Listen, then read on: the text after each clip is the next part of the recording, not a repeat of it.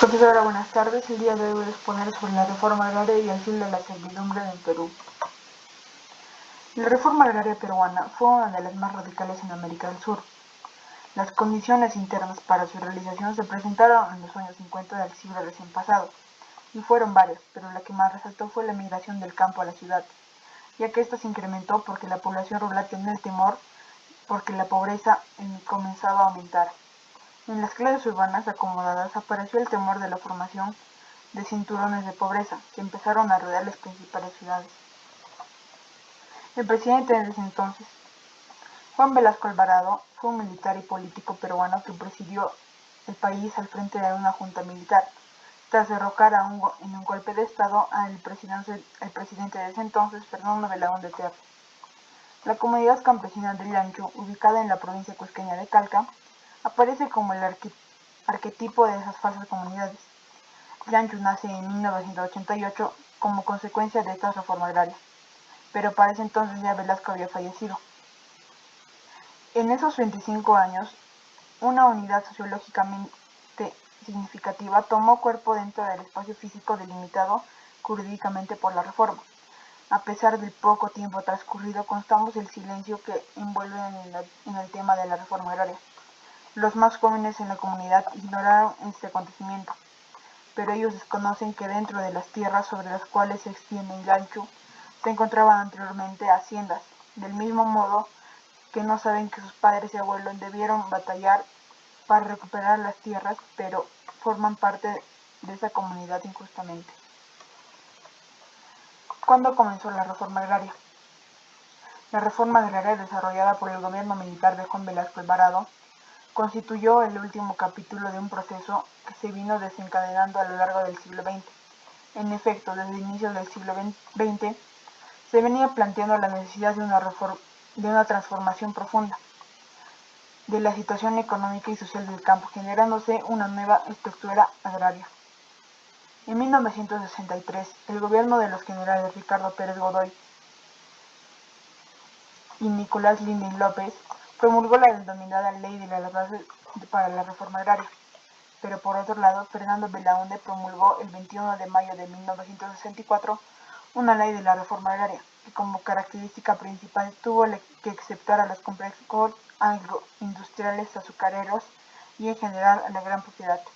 El 24 de julio de 1969, el gobierno revolucionario de las Fuerzas Armadas promulgó el decreto número 17716, el cual la presente ley de reforma agraria considera la reforma agraria como un proceso integral y un instrumento de transformación de la estructura agraria del país, destinando a sustituir los regímenes de latifundio y minifundio por un sistema justo de propiedad, tenencia y explotación de la tierra, que contribuya al desarrollo social y económico de la nación. ¿Cómo comenzó la reforma agraria? La inclusión del campesino implicaba no solo alterar la relación de producción del campo, sino también terminar con su exclusión del discurso histórico-cultural del Perú y darle acceso a la vida política. Lo cierto es que estos aspectos convergieron de alguna manera en los principios de la reforma agraria.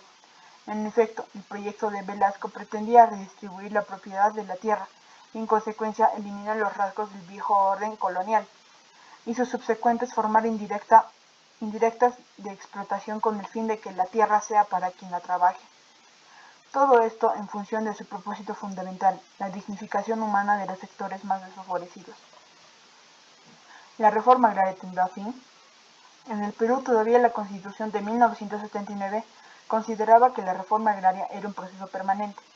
La Constitución de 1993 promulgada por el gobierno de Fujimori simplemente borró ese término. ¿Qué es la eliminación del latifundio, del minifundio y de la forma antisocial de la tenencia de la tierra?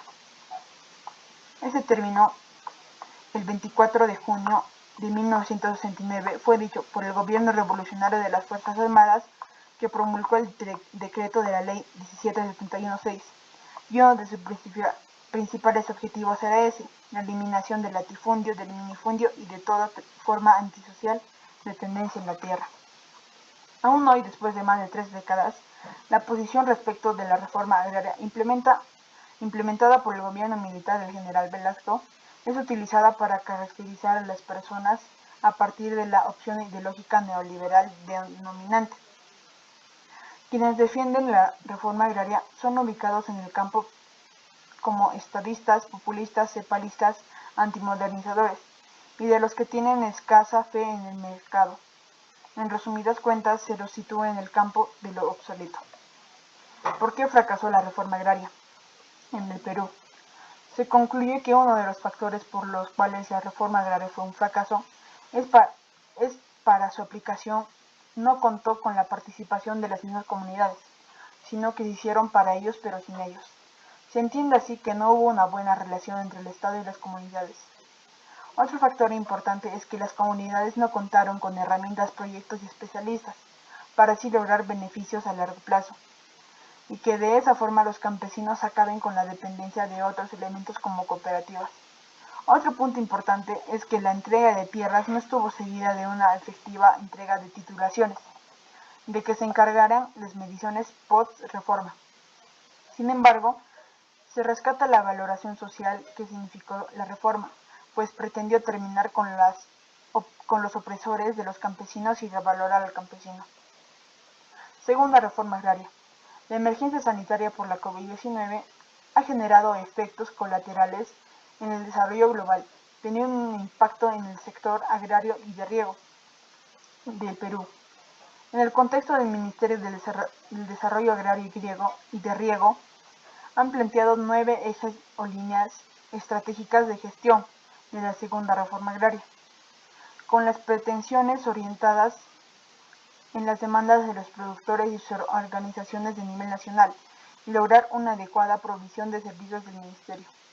La segunda reforma agraria consta de 9 ejes centrales que complementan medidas concretas para promover la competitividad de los pequeños productores y mejorar su productividad, lo que les permitirá acceder a nuevos mercados y obtener mayores ingresos en beneficios a las familias campesinas.